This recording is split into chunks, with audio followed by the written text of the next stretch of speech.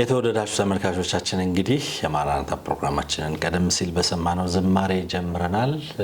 ያለፉት የሁለት ዓመታት ጉዟችንን ጨርሰን እንግዲህ ወደ መደበኛው ፕሮግራማችን ተመልሰናል ማለት ነው። በጄኤምኤም ቲቪ የዛሬ 15 ቀን ቲኬ ሆቴልና ሪዞርት ነበረን። ባለፈው ሳምንት ደግሞ ወደ ከዚሁ ከመደበኛ ስቱዲዮአችን ስናስተላልፍ ነበረ። እንግዲህ አዲስ ጅማሬ የሁለት ዓመት ጉዞ በሁለት ሳምንት ቆይታ አጠናቀን ሶስተኛ ዓመታችንን ነው ጀምረናል ተመልካቾቻችን። በመጀመሪያው የሶስተኛ ዓመት መደበኛ ፕሮግራም ጅማሬ እንግዲህ በዝማሬ አምልከን ተመልሰን አሁን ደግሞ ወደ ግጥም እናልፍበት ሰዓት ነው። የግጥም ሰዓት ነው። ዛሬ ግጥም የሚያቀርቡልን ጋሽ ሚናስ ብሩክ ናቸው። ጋሽ ሚናስ ብሩክ በቅርቡ የጋብቻቸውን 50ኛ ዓመት አክብረዋል። በፊት ብርሃን በተሰኘ መጽሔት ላይ በጣም በመጻፍ ይታወቃሉ። የስነ ጽሁፍ ሰው ናቸው። ብዙ መጽሐፍቶችን ከእንግሊዘኛ ወደ አማርኛ ከአማርኛ ወደ እንግሊዘኛ የመለሱ ናቸው። ሌላም ደግሞ መጽሐፍን እየጻፉ የሚገኙበት ሁኔታ አለ። በቅርቡ 50ኛ ዓመት የጋብቻ በዓላቸውን ሲያከብሩ በጣም ደስ የሚል ጊዜ ነበር የነበረውና በጎተራ ሙሉ ወንጌል ነበር እየተካሄደ የነበረው።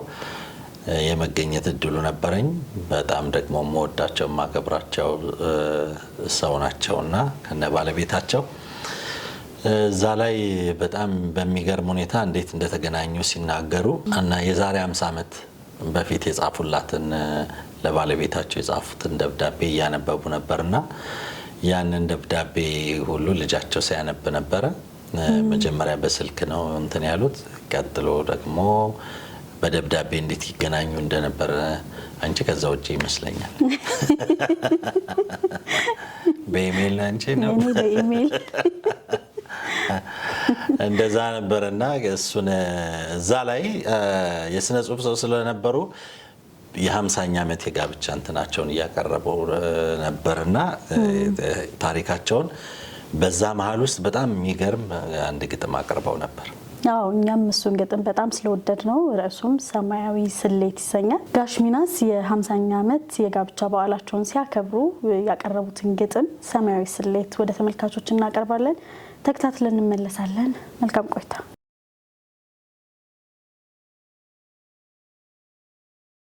ሰማያዊ ስሌት በሚል አንድ ትንሽ ግጥም አሰማችኋለሁ። 50 ዓመት ስንት ነው በሰውኛ ግምት? በወራት በቀናት ሲቀመር በሳምንት እያንዳንዱ ዕለት ከሚያመጣው ክፋት ወትሮ ከሚገጥመን ከመከራው ብዛት ካይረሴው ጊዜ ያንዳንድ ሌሊት ጭንቀት ማጣፊያችን አጥሮ ቀውጢ በሆነበት ማያልቅ ከመሰለን የቁዘማ ዓመት ሲለካ ስንት ነው እኛ ያለፍንበት? 50 ዓመት ረጅም ነው አረ የትና የት ሲተመን ሲሰላ በእኛ በሰው ስሌት ግን 1000 ዓመት አንድ ቀን ብቻ በሆነበት ሲታሰብ ሲቀመር በሰማዩ መስፈርት 50 ዓመት ምን አላት በጸድቀን መኖሪያ በአባታችን ቤት ማለቂያ የሌለው ሐሴት በሞላበት ይህ ሁሉ ይረሳል ስንደርስ ከመቅስፈት። 50 ዓመት ስንት ነው በሰውኛ ግምት? በወራት በቀናት ስትመዘን ሕይወት ምሕረቱ በስቶልን የእግዚአብሔር ቸርነት ተድላ ደስታ ቢሆን እያንዳንዱ ዓመት በሳቅ በጨዋታ ዞትር ብንደሰት አንድ ቀን ሳያመን ብንኖር በጤንነት በሀብት ብንባረክ በባለጠግነት 50 ዓመት ብዙ ነው አረ የትየለሌ ሐሴትን ምቾትን ካጣጣምን ሁሌ ግን የጊዜ መስፈርት ከቶ በሌለበት ያሳለፍነው ዘመን እኛ ይኖርንበት እንዳለፈ ውሃ እንደ ትላንት ዕለት መንግሥተ ሰማያት በደረስን ማግስት 50 ዓመት ምናላት ግማሽ ምዕተ ዓመት እኔና እህቴ ዛሬ የምናከብራት በጌታ ምሕረት አብረን የኖርንባት ባርኮት አብረኖቱን ብዙ ያየንባት በልጅ የልጅ ልጆች የተባረክንባት በጸጋው ደግፎ እዚህ አድርሶናል። ሞገሱ ከበዛ ፈቃዱ ከሆነ ገና ያኖረናል። እድሜውን አውሶ ገና ይባርከናል። ካልፈለገ ደግሞ ማን ይጠይቀዋል? ከብዙ ምስጋናው ከቶ ምን ይጎድላል? ያድራሻ ለውጥ እንጂ ሕይወት ይቀጥላል። እዚህ ባንኖርም እዚያ እንኖራለን። የኢየሱስን ፊት ዘወትር ያያየን ስለዚህ እናንተም የምድሩን ትታችሁ በዘላለም ቀመር እየተመራችሁ ለሚያልፈው ደስታ ደግሞም ሐዘናችሁ ሰማያዊ ስሌት መስጠት አለባችሁ ሐሰታችሁ ብዙ እንዲሆንላችሁ የዘላለም ሐሳር እንዲቀርላችሁ ከበደል ከኃጢአት ንስሐ ገብታችሁ በጌታ በኢየሱስ ማመን አለባችሁ እግዚአብሔር ይመስገን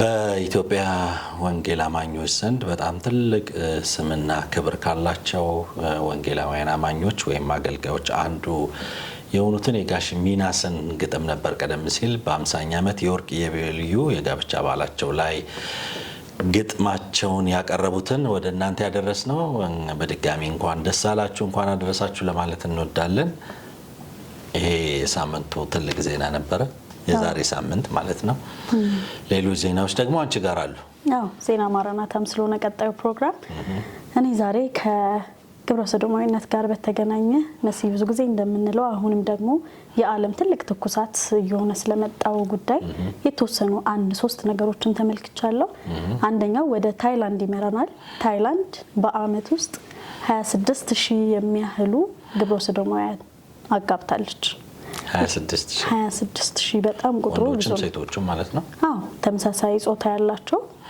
አጋቡኝ ብሎ የመጣውን ሲያጋቡ መቆየታቸውን ነው ይፋ ያደረጉት ይሄ ማለት ሀገሪቱ ውስጥ ከተከሰተው የጋብቻ መጠን 10% ይወስዳል በጣም ብዙ ቁጥር ያለው ነው ቀላል የሚባል አይደለም በተመሳሳይ ሁኔታ ወደ ፖርቹጋል ደግሞ ስንሄድ 3200 ሰዎች ጾታቸውን ከወንድ ወደ ሴት ከሴት ወደ ወንድ ቀይረዋል ያለ ወላጆቻቸው እውቅና ማንንም ሰው ሳያማክሩ የሆነ ሰው ሄድና ጾታዬ መቀየር ፈልጋለሁ ምንም አይነት የሕክምና ማስረጃ ወይም ደግሞ መረጃ ባለመጡበት ሁኔታ ከፈለጉ ቀይረው ስማቸውንም ጾታቸውንም ቀይረው ወደ ቤታቸው ይሄዳሉ ማለት ነው የሚገርም ነው ምን ያህል ዓለማችን በግብረ ሰዶማዊነት ውስጥ ተጠምዳ እንዳለች የሚያሳዩ ዜናዎች ስለሆኑ ነው የመረጥናቸው ከዚያ ደግሞ ሰሞኑን መነጋገሪያ የሆነው አለ ስዊድን ስቶክሆልም አንዲት ቤተክርስቲያን ላይ የተፈጸመ ነገር አለ ብዙዎቻችን በፈንድ ሬዚንግ ጉዳይ ጥሪ ያቀረቡ የሚገኙ አገልጋዮችም አሉ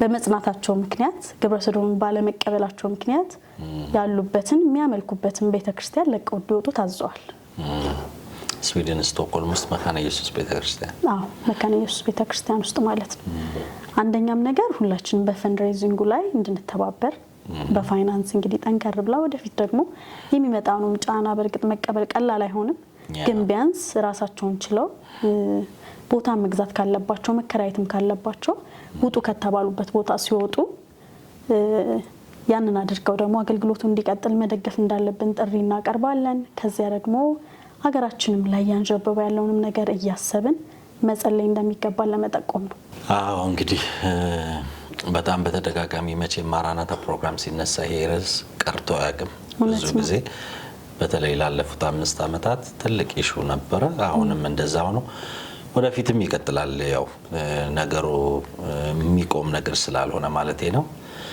እኛ ሀገር በድብቅ ያሉ በድብቅ በስውር እየተሰሩ ያሉ ነገሮች ደግሞ አንድ ቀን እንደዚህ በይፋ መገለጣቸውም ስለማይቀር የጊዜ ጉዳይ ሆኖ ሆዲፍጆ ይያልን ነገ ላይ ግን እውነታዎች ሲወጡ ብዙ ነገሮችን ምናይ እንደሚሆን አምናለሁ አሁን ለጊዜው ብዙ አይነት ነገሮች ቢባሉም ቢከሰቱም ቢሸፈኑም የተለያየ ነገር ቢደረጉም ወደ ጋድ መውጣታቸው አይቀርምና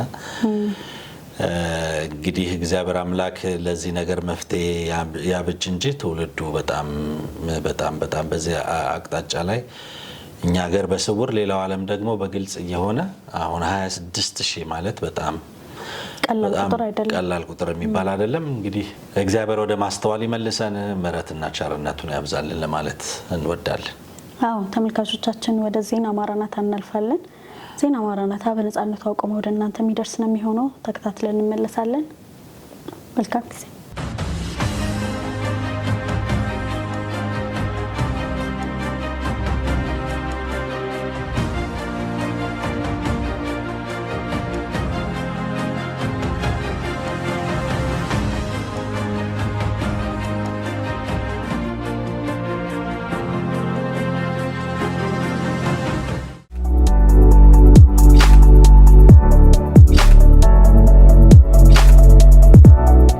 ሰላም ለእናንተ ይሁን። ከተለያዩ ሀገራዊና ዓለም አቀፍ የዜና ምንጮች ያገኘናቸውን መረጃዎች ወደ እናንተ የምናደርስበት የማራናታ የመረጃ ሰዓታችን ነው። ከመረጃዎቹ ጋር ነጻነቱ አቁማ ነኝ። በዚህ ዘመን በመላው ዓለም ልዩ ልዩ የተፈጥሮ አደጋዎች እየተከሰቱ በርካቶችን ለሞትና ለጉዳት እየዳረጉ ይገኛሉ።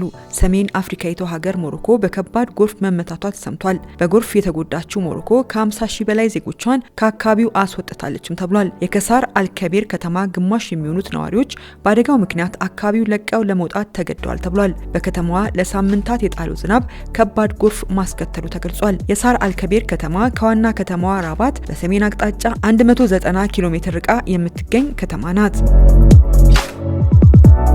ከተጀመረ ዓመታትን ባስቆጠረው የጎረቤት ሀገር ሱዳን በኮርዶፋ ግዛት ከ88 ሺህ በላይ ሰዎች ተፈናቅለዋል ተባለ። በደቡብ ኮርዶፋ ግጭቱ መባባሱን ተከትሎ የተፈናቃዮች ቁጥር በእጅጉ መጨመሩን ተመድ አስታውቋል። የተመድ ቃል አቀባይ ስቲቨን ዱዳሪች ለሀገሪቱ ሁለተኛ ትልቅ በሆነችው ክልል ኮርዶፋ የሰብአዊ ሁኔታው አሳሳቢ ሆኗል ብለዋል። ከዚያ ያሉት ባለሙያዎቻችን እንደነገሩን ከሆነ መንገዶች በመቋረጣቸው እርዳታ ለማድረስ አስቸጋሪ ሆኖባቸዋል ሲሉም ተናግረዋል። ጥቂት የሰብአዊ ረጂ ተቋማት ብቻ በከባድ ሁኔታ ውስጥ እየሰሩ ነው በማለትም ገልጸዋል። ከግማሽ በላይ የኮርዶፋ ነዋሪዎች መፈናቀላቸውን የገለጹት ቃል አቀባዩ ቀሪዎቹ በምግብ፣ የጤና አገልግሎትና መሰረታዊ ነገሮች አለመሟላት ምክንያት ችግር ውስጥ ናቸው ብለዋል። ቃል አቀባዩ በጦርነት ላይ የሚገኙት ሁለቱ ተፋላሚ ኃይሎች እየደረሰ ያለውን የሰብአዊ ቀውስ በመገንዘብ የተኩስ አቁም ላይ እንዲደርሱም አሳስበዋል። ዓለማችን በልዩ ልዩ ጦርነቶችና ግጭቶች እየታመሰች ትገኛለች። ከዚህ ውስጥ አንዱ በሩሲያና በዩክሬን መካከል እየተካሄደ ያለውና 3 ዓመታትን ያስቆጠረው ግጭት ነው። በዚህ ጦርነት ከ1.2 ሚሊዮን በላይ የሩሲያ ወታደሮች የዩክሬን ሰለባ ሆኗል ተብሏል። የስትራቴጂክ እና ዓለም አቀፍ ስተዲስ CSIS ሪፖርት እንደሚያሳየው ወታደሮቹ ጦርነቱ ከተቀሰቀሰበት ዕለት ጀምሮ ሕይወታቸው አልፏል፣ ቆስለዋል ወይም ደግሞ ጠፍተዋል ብሏል። በዚህም ከ1.2 ሚሊዮን በላይ የሚሆኑ የሩሲያ ወታደሮች የዩክሬን ጦርነት ሰለባ መሆናቸውን አስረድቷል። ይህ የጦርነት ሰለባ አሃዝ ከሁለተኛው የዓለም ጦርነት ወዲህ የተመዘገበ ከፍተኛ ቁጥር መሆኑን ተገልጿል። በ2022 በተጀመረው ጦርነት ሩሲያ 12 በመቶ የዩክሬን ግዛቶችን መቆጣጠሯን የስትራቴጂክና ዓለም አቀፍ ስተዲስ CSIS አስታውቋል። ሪፖርቱ ሩሲያ በዩክሬን ላይ ድል መቀዳጀቷ አይቀርም ብሏል።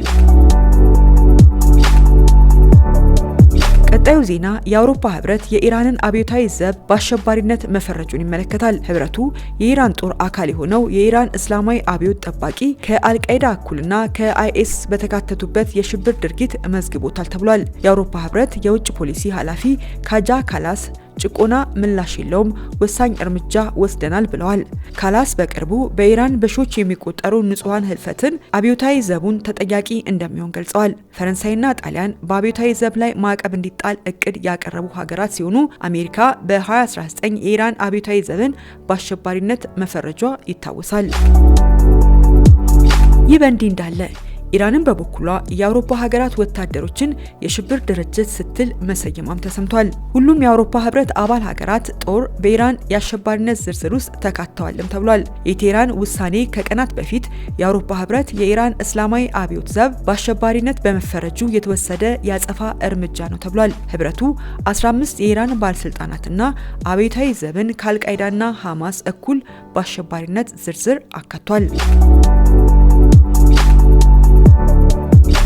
ከዚሁ ርዕስ አንወጣ።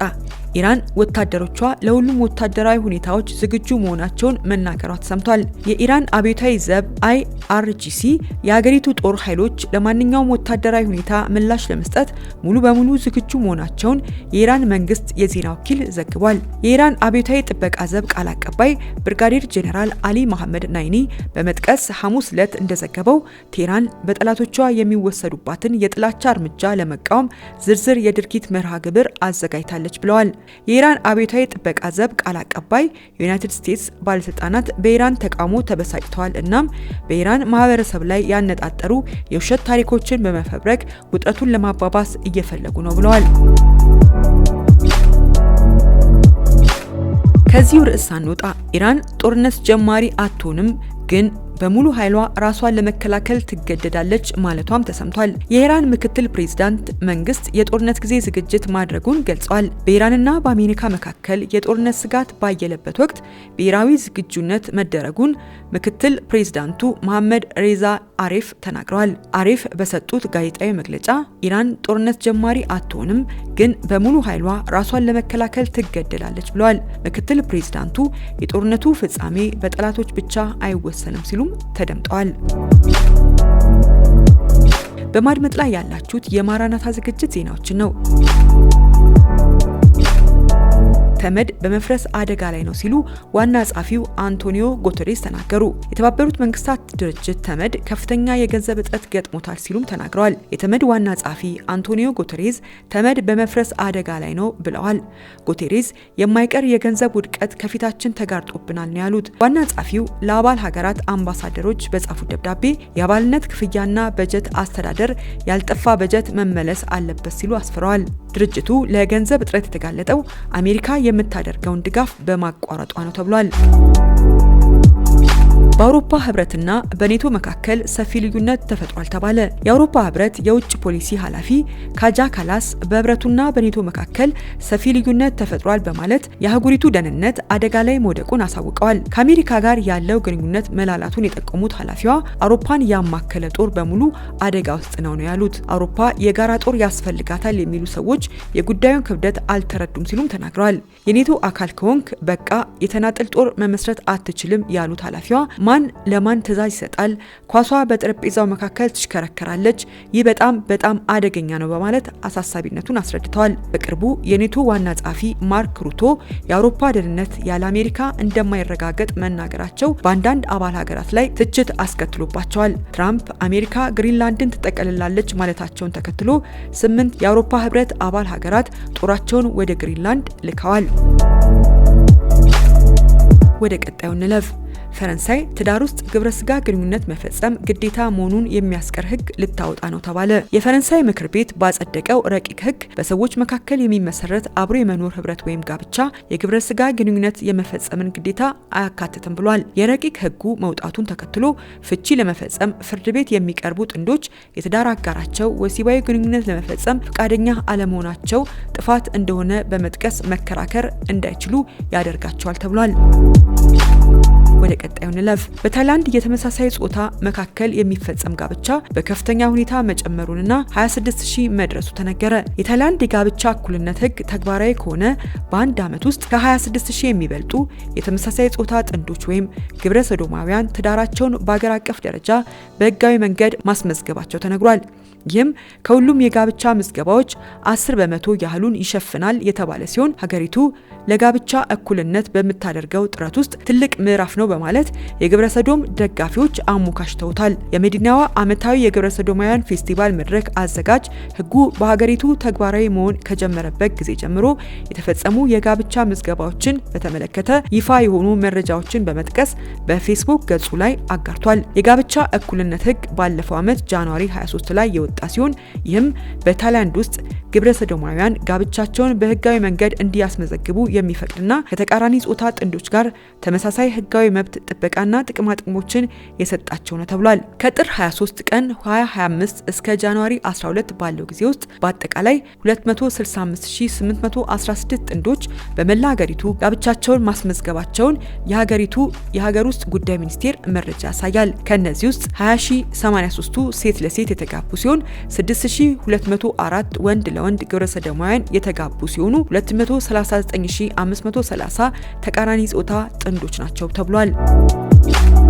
ወደ ቀጣዩ እንለፍ። ፖርቹጋል ውስጥ 3200 ሰዎች ጾታ ለውጠዋል ተባለ። እንደ ኢትዮጵያን አቆጣጠር ከ2018 እስከ 2025 መካከል በፖርቹጋል ሲቪል ምዝገባ 3300 ሰዎች ጾታና ስም በህጋዊ መንገድ ቀይረዋል ተብሏል። ከወጣው አሃዛዊ መረጃ ውስጥ 323 እድሜያቸው 16 እና 17 የሆኑ ወጣቶች ስማቸውንና ጾታቸውን ለመቀየር ወደ ሲቪል ምዝገባ ቢሮ ሄደው ነበር ተብሏል። በፐብሊኮ ጋዜጣ የተጠቀሰው የፍትህ ሚኒስቴር መረጃ እንደሚያሳየው እንደ አውሮፓውያን አቆጣጠር በ2025 ካለፉት ዓመታት ጋር ሲነጻጸር በጥቂቱ ያነሰ የጾታ ቅየራ ጥያቄዎች ቁጥር የተመዘገበ ቢሆንም በ2024 ከቀረቡት 606 ጥያቄዎች በታች 541 ሂደቶች ተካሂደዋል ተብሏል። በሀገሪቱ የጾታ ቀያሪዎች ቁጥር መበራከቱ ምክንያቱ እድሜያቸው 16 እና ከዚያ በላይ የሆኑ ወጣቶች የሕክምና ሪፖርት፣ የወላጅ ፍቃድ ሳያስፈልጋቸው ጾታቸውንና መጠሪያ ስማቸውን በሲቪል ምዝገባ ቢሮ ቀርበው መለወጥ በመቻላቸው ሲሆን ታዳጊ ወጣቶች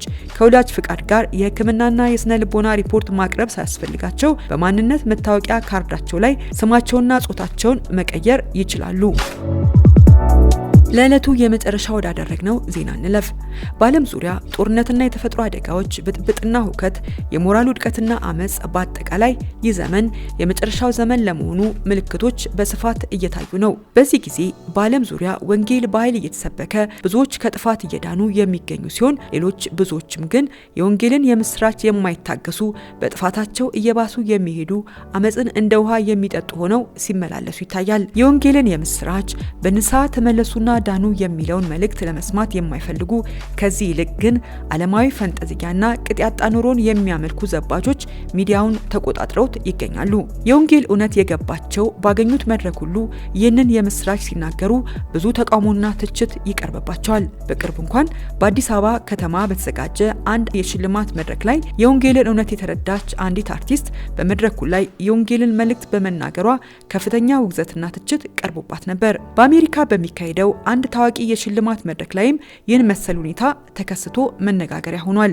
ጄሊ ሮል በግራሚ መድረክ ላይ ባደረገው ሃይማኖታዊ ንግግር ከፍተኛ ትችት ገጥሞታል። ታዋቂው አቀንቃይ ጄሊ ሮል በ2026 የግራሚ የሽልማት ስነ ስርዓት ላይ ሽልማቱን ለመቀበል መድረክ ላይ በወጣበት ወቅት ያደረገው ንግግር በማህበራዊ ሚዲያ ላይ ትልቅ ውዝግብ አስነስቷል። ጄሊ ሮል ሽልማቱን ካሸነፈ በኋላ ባደረገው ንግግር ላይ እጅግ ጥብቅ የሆኑ የእምነት ቃላትን በመጠቀም ወንጌልን ሰብኳል። ከጨለማ ወደ ብርሃን መውጣቱን ይህንንም ያደረገለት ኢየሱስ ክርስቶስ መሆኑን ኢየሱስ ለሁሉም መሆኑን የገለጸበት ንግግር ለሙዚቃ ሽልማት መድረክ ከመጠን ያለፈ ሃይማኖታዊ ንግግር ነው ተብሎ ተተችቷል።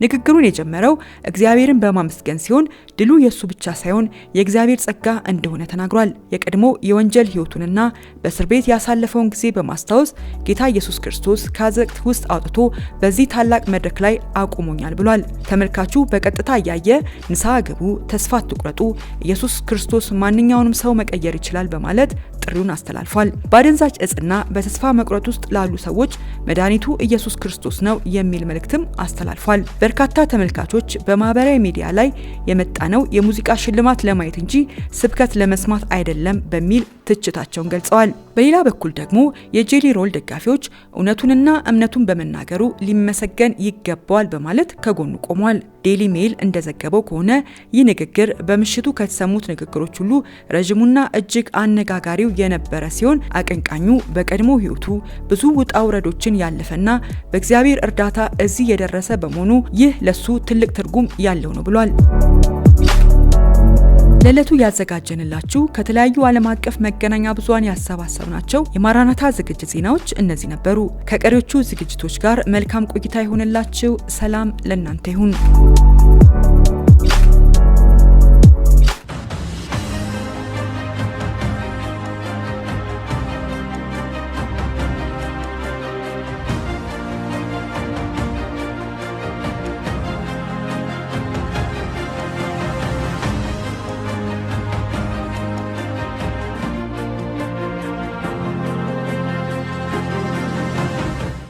ዜና ማራናታ ተመልሰን መተናል። ተመልካቾቻችን አሁንም የማራናታ ፕሮግራም ወደ እናንተ እየደረሰ እስከ 10 ሰዓት ቆይታውን የሚያደርግ ነው የሚሆነው። አብራችሁ እንድትቆዩ እንጋብዛለን። ወደ ቀጣዩ መሰናዷችን እናልፋለን።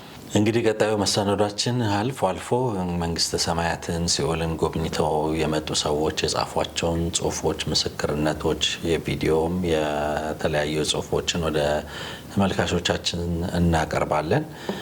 ይህንን የምናቀርብበት መንግስተ ሰማያት እውን መሆኑን፣ ሲኦል እውን መሆኑን የማያምን ሰው ፍጻሜው ምን እንደሚሆን፣ የምናምን ሰዎች ደግሞ ፍጻሜያችን ምን እንደሚሆን መጽሐፍ ቅዱሳዊ እውነትን ተንተርሰን የተለያዩ ሰዎችን ምስክርነቶችን እያቀረብን እንገኛለን። ዛሬም ደግሞ ከዚሁ ጋር በተያያዘ ያለ ተከታታይ በጣም የሚገርም ምስክርነት ሮዶልፎ አስፔሮ የሚባል ሰው በሲኦል በመንግስተ ሰማያትና እንዲሁም ደግሞ በአንዳንድ በእግዚአብሔር መንገድ ውስጥ ያልሄዱ አገልጋዮች ፍጻሜያቸው ምን እንደሚሆን ከዛም ባሻገር ደግሞ ጽንስን በሚያስወርዱ ሰዎች ላይ የእግዚአብሔር ቅጣት ምንድነው የሚለውን ነገር በክፍል 1 እነዚህን የምናይበት ይሆናል። ክፍል 2 ላይ ደግሞ ሌሎች ያያቸውን በእያንዳንዱ ዘርፍ ያያቸውን ነገሮች ምስክርነቶቹን እናያለን ማለት ነው። አዎ እኛም እንግዲህ ተመልካቾቻችን እናንተን ያነቃል ያስተምራል ብለን መርጠነዋል። ይህን ምስክርነት የወንጌላዊ ሮዶልፎ ክፍል 1 ምስክርነት በመንግስተ ሰማያት ያየውን ነገር ለእናንተ የሚያደርስበት ሰዓት ላይ እንገኛለን። ተከታትለን እንመለሳለን። መልካም ቆይታ።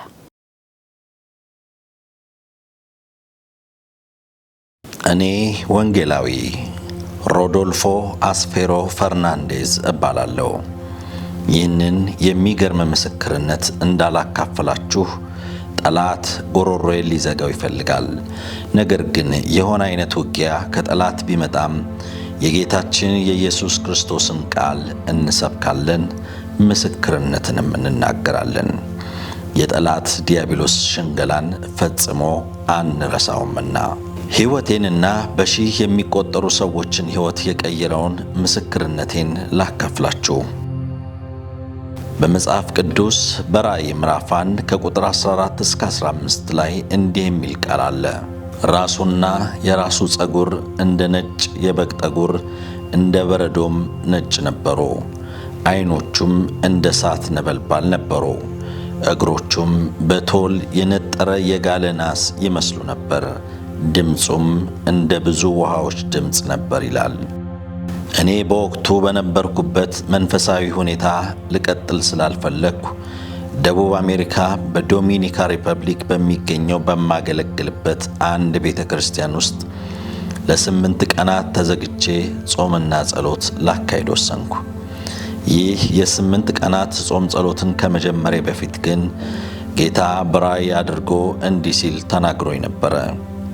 ሮዶልፎ ራስህን ለእኔ ለመለየት ተዘጋጅ አለኝና ቅድስና ለእግዚአብሔር የሚል ጽሑፍ ያለበት ነጭ ልብስም ተሰጠኝ። ከዚህ ራእይም በኋላ አንዲት ሴት አገልጋይ እኔ ወደማገለግልበት ቤተ ክርስቲያን መጥታ እንዲህ አለችኝ፣ ስላንተ አንድ ሕልም አየሁ። በሕልሙም ላይ ጌታ ኢየሱስ ክርስቶስ ከምድረክ ተለይ የሚል መልእክትን እንድነግርህ ነገረኝ አለችኝ። ቀጥላም አንድ ትልቅ ለሕዝቦችና ለዓለም የሚነካን ነገር አሳያለሁ እያለ ነው ብላ ተናገረችኝ። በዚህ ሁለተኛ የጌታ መልእክት ተበረታትቼም የ8 ቀናት የጾም ጸሎት ስለቴን አንድ ብዬ ጀመርኩት። ደግሞም ልክ በአራተኛው የጾም ጸሎት ቀን ላይ እንደደረስኩም በመድረኩ ላይ ሆኜ እጸልይ ነበር። ድንገትም 2 ትላልቅ አጋንንትን አየው። ልክ ሰውን እንደማይም ፊት ለፊት አየኋቸው። እነዚህ አጋንንትም እንዲህ አሉኝ፣ ሮዶልፎ ከእኛ መስመር እንድታልፍ አንፈቅድልህም በማለት ተሰወሩብኝ። ወዲያውኑም ትልቅ ፍርሃት ይሰማኝ ጀመር። ምክንያቱም አጋንንትን በአካል ስታያቸው በጣም የሚያስፈሩና ቀፋፊ ፍጥረቶች ናቸው። 2ቱ አጋንንቶች በጣም ረዣዥምና ልክ አሁን ከሲኦል እንደወጡ የሚያሳውቅ እጅግ በጣም የከረፋ መጥፎ ሽታ ነበራቸው። ራሳቸው እንደተናገሩኝ እነዚህ አጋንንቶች ከነርሱ ዳርቻ ማለፍ እንደማልችል ሊነግሩኝና ሊያስፈራሩኝ ከጨለማው መንግሥት ተልከው የመጡ መልእክተኞች ናቸው። ቢሆንም ግን ሰይጣን ለእኔ ዳርቻ ሊያበጅልኝ አይችልም። ምክንያቱም የእኔ አምላክና ጌታ የሆነው ኢየሱስ ክርስቶስ በቀራንዮ መስቀል ላይ ስላሸነፈው። ክብር ሁሉ ለእግዚአብሔር ይሁን። እነዚህ አስቀድሜ ለጌታ ቃል የገባሁባቸው 7 ቀናት እንዳለፉም ጌታን ከዚህ በላይ ልሸከመው አልችልምና አካሌ ደክሟል፣ ኃይል የለኝም። ስለሆነም ጌታ ሆይ እባክህ እርዳኝ፣ በዚህ ሁኔታዬ ስለቴን መፈጸም አልችልም፣ እባክህ ይቅር በለኝና ኃይልን ስጠኝ አልኩት። ድንገትም ከኋላዬ አንድ ሰው የሚመጣ ያህል ሆኖ ተሰማኝ። በጆሮዬ ደግሞ እንዲህ የሚል ድምፅ ሰማሁ፣ ሮዶልፎ ልናሳየህ የመደብነውን ሁሉ እስክታየው ድረስ የገባኸውን ስለት አታቋርጥ አለኝ። እኔም በዚህ በሰማሁት ድምፅ ተበረታታው። በሚቀጥለውም ቀን ያልነበረኝን አዲስ ኃይል ተሰማኝ። ቀኑ እሁድ ነበር። ጠዋት ላይ ትንሽ ድካም እየተሰማኝ ነበር። በጾም ጸሎቱ ላይ ውዬ በቤተ ክርስቲያኑ በማታው የእግዚአብሔር ቃል በሚሰበክበት ጊዜ በጣም ብርቱ የሆነ የእግዚአብሔርን ቃል በወንጌላዊ ሩበን በኩል መጣ። የስብከቱ ጊዜ ሲፈጸምም እየዞርኩ ለሁሉም ወንድሞች ሰላም እላቸው ነበረ። በድንገትም የምሞትና ትንፋሽ ከኔ የራቀ የሚሄድ ያህል ሆኖ ተሰማኝ። ታፈንኩ፣ መተንፈስም አልቻልኩም። ወንድሞቹም በመደነጋገጥ ከበው ይጸልዩልኝ ጀመር። ድንገትም በጣቶቼ በኩል በብዙ መርፌ የሚወጉኝ አይነት ሆኖ ተሰማኝ። ከመርፌው ይመጣ የነበረው ቅዝቃዜም ወደ አካሌ ውስጥ እንደ ቀዝቃዛ አየር ሰንጥገው ሲገባ ይታወቀኝ ነበር። በዚህ ቅጽበት የመጨረሻ እስትንፋሴ እንደተወሰደች ታወቀኝ። ልቤም ምቷን ስላቆመች መሬት ላይ ተዘርሬ ወደቅኩ። ወንድሞች ግን ተባብረው በመጸለይ ነፍስ ሊዘሩልኝ ሞከሩ። በወቅቱ በዙሪያዬ 12 የሚሆኑ ወንድሞች ነበሩ። ድንገትም ነፍሴ አካሌን ለቃ ስትወጣ ታወቀኝ። አካላቴንም መሬት ላይ ወድቆ አየሁት። እየጸለዩልኝ የነበሩት ወንድሞች ምን እየሆንኩ እንደሆነ አልገባቸውም። አንዲት በሙያዋ ነርስ የሆነች እህትም ጠጋ ብላ የልብ ምቴን አደመጠችና ድንገተኛ የልብ ምት አጋጥሞት ነው አለቻቸው። እኔም በመንፈሳዊ አካሌ አድርጌ ለነርሱና ለራሴ በድን አካል ልቀርባቸውና ልነካቸው እንዲሁም እዚሁ መኖሬን ልነግራቸው ብፈልግም እንኳን ያንን ማድረግ አልቻልኩም። ሲኦል። ድንገት መብራቶቹ ሲጠፉ ታወቀኝ። በጣም ፈጣን በሆነ ሂደትም ወደ ሰማይ ተነጠቅኩ። ቢሆንም አንድ ፍጥረት መንገዴን አቋረጠውና ወደ ታች በኩል ታላቅ ሙቀት እስኪሰማኝ ድረስ ተወረወርኩ። እዚህ ላይ 2 መጥፎ ሽታ ያላቸው ጥቋቁር በሮችን አየው። ይህ ስፍራም ሲኦል ነበር። እጅግ አሰቃቂ ስፍራ ነበር። በበሩ ስገባም አንድ ትልቅና ጭንቅላቱ ላይ ቀንድ ያለው መላ አካላቱም በስለታም ምላጭ የተከበበ እባብ አየው። በዚህም ወደ እስር ቤቱ ገባው። በበሩ እየገባው እያለም የተለያዩ አይነት አይኖች በግንቦቹ ላይ አየው። ያዩኝም ነበረ። ቢሆንም አይኖቹ በግንቦቹ ላይ የተለጠፉ ነበሩ። ድንገትም 2 አይኖቹ ከግንቡ ላይ ሲወጡ አየው። ከነርሱም አንዱ እኔ ተበቃይ ነኝ የሚል ጽሑፍ በሆዱ ላይ የተጻፈበትን ጋኔን ነበረ። በማይታመኑ አገልጋዮች ላይ የሚደርሰው ፍርድ። በዚህ ሰዓት ሌሎች ኃይለኛ ጋነንቶችም ከግንቡ መውጣት ጀመሩ።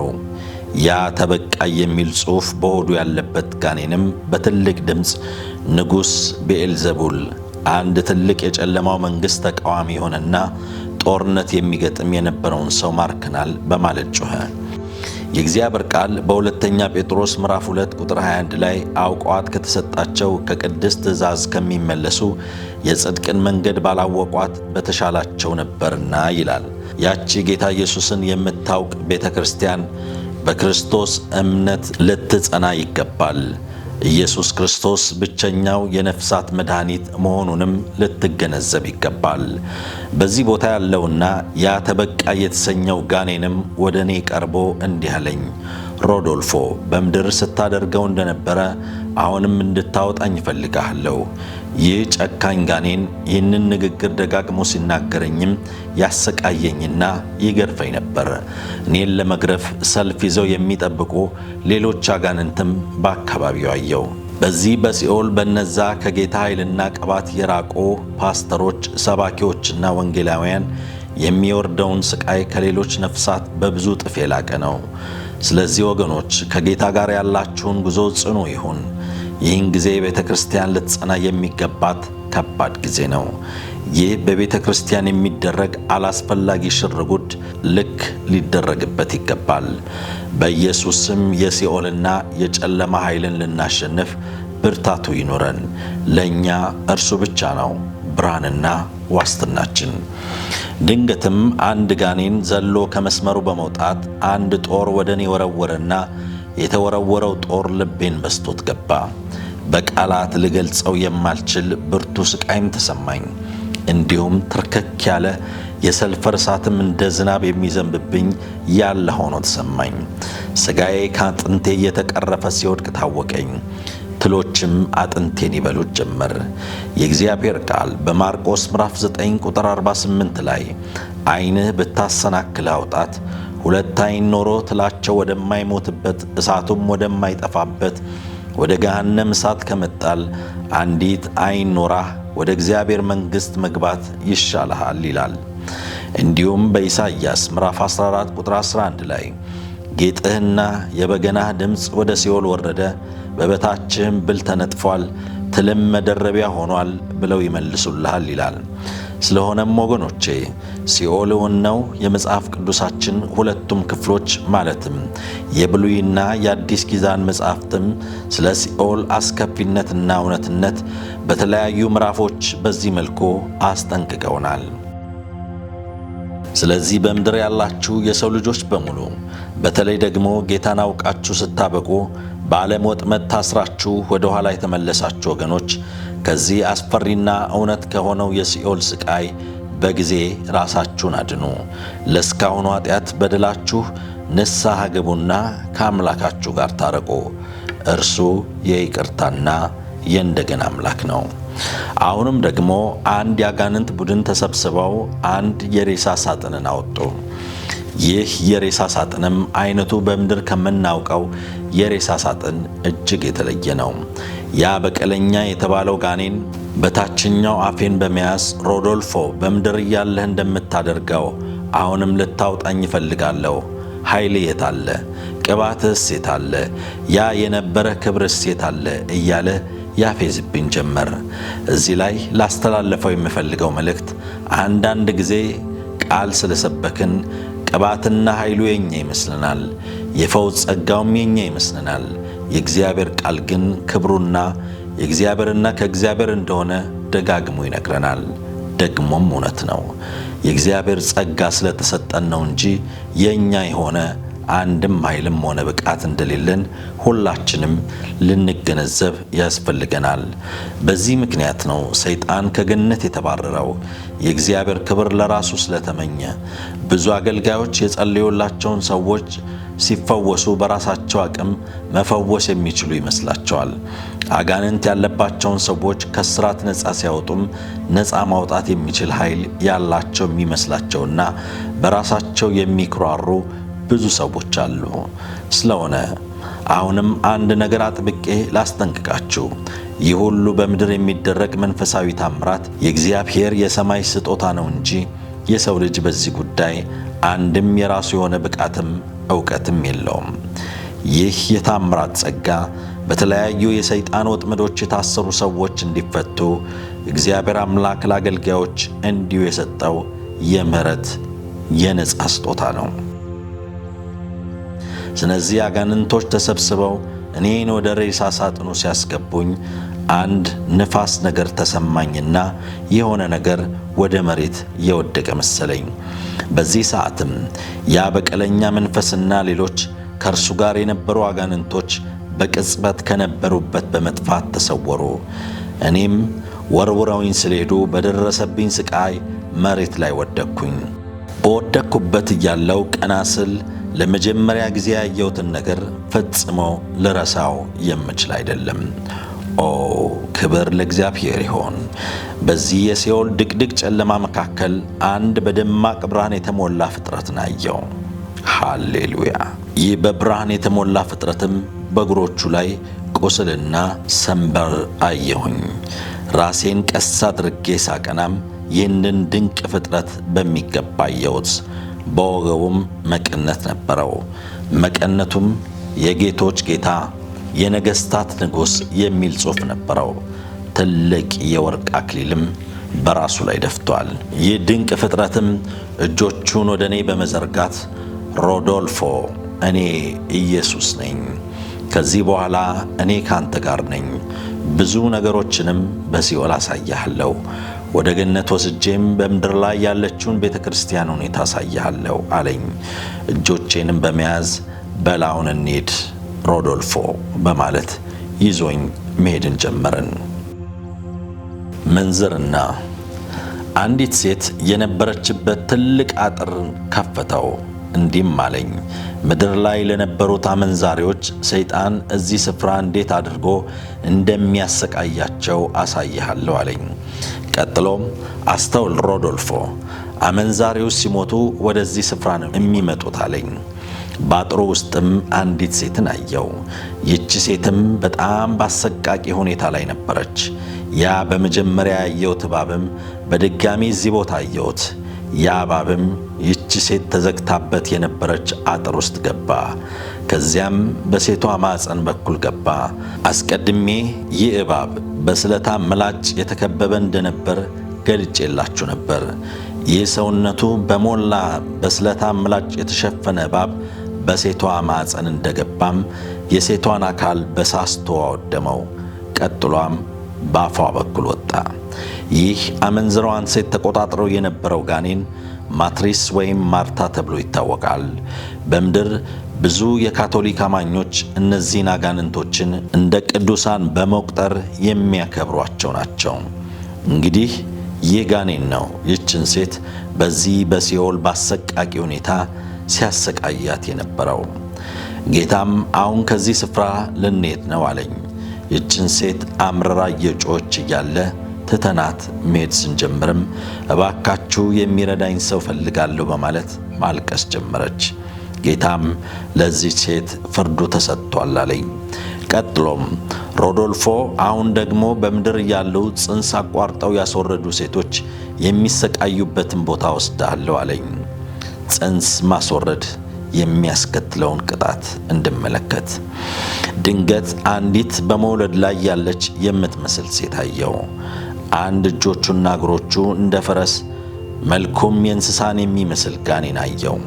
ይህ ጋኔን በእጁ መቆፈሪያ የሚመስል ማሽን ነበረው። ይህ መቆፈሪያ ማሽን ደግሞ በትሎች የተሞላ ነበር። እነዚህ ትሎችም ትላልቅና ጥርሳቸው የሾለ አካላቸውም በስለታም ቀንድ የተሞላ ነበር። ይህ ጋኔንም መቆፈሪያውን ወደ ሴቷ ማፀን ሲያስገባው ሴቷ እርጉዝ መሰለች። በዙሪያው የነበሩ አጋንንቶችም አሁን በሲኦል ልትወልደው እንደሚገባ ይነግሯት ነበር። ምክንያቱም በምድር ልትወልደው የነበረውን ልጅ ስላስወረደችው። ጋኔኑም ክብር ክብር ለሰይጣን፣ ይህ ነው መንግሥትሽ እያለ ይቀልድባት ነበር። እኔም ለምንድነው ለዚህ ሴት የሚወርድባት ቅጣት በጣም ክፉ የሆነው በማለት ጌታን ጠየቅኩት። ጌታም ይህ ፍርድ ለዚህ ሴት ተሰጥቷታል አለኝ። የእግዚአብሔር ቃል በገላትያ ምዕራፍ 5 ቁጥር 20 ላይ ገዳዮች የእግዚአብሔርን መንግሥት እንደማይወርሱ ይነግረናልና። እርግዝናን የሚያስወርዱ ሰዎች እንስሳ እንደሚገድሉ ይመስላቸዋል። ቢሆንም ነፍስና ሥጋ ያለውን የእግዚአብሔርን ፍጥረት ነው የሚገድሉት። ጋኔኑም ሴትዮዋ ይህ መንግሥቷ እንደሆነና እርሱ ልታመልከው እንደሚገባ አዘዛት። ትሎቹ በሆዷ በመውጣት ውስጣዊ አካሏን አወደሙት። ይባስ ብለውም ትሎቹ ባፋቸው የሥጋ ቁራጭ ይዘው ይወጡ ነበር።